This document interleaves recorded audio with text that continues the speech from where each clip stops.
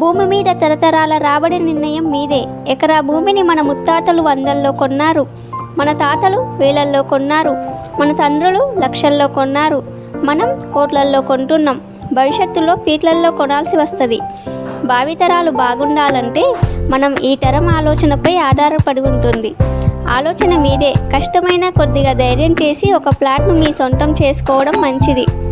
ఇంకా చూద్దాంలే అనుకుంటే ముందు ముందు పరిస్థితులు ఇంకా ప్రమాదకరంగా మారనున్నాయి.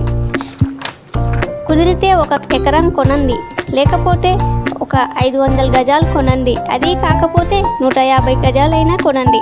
అంతేగాని దూరం ఉందని, రేటు ఎక్కువైందని ఇప్పుడు అందుబాటులో ఉన్న దాన్ని కొనకుండా ఉంటే రేపు కొనడానికి ఇది కూడా దొరకదు.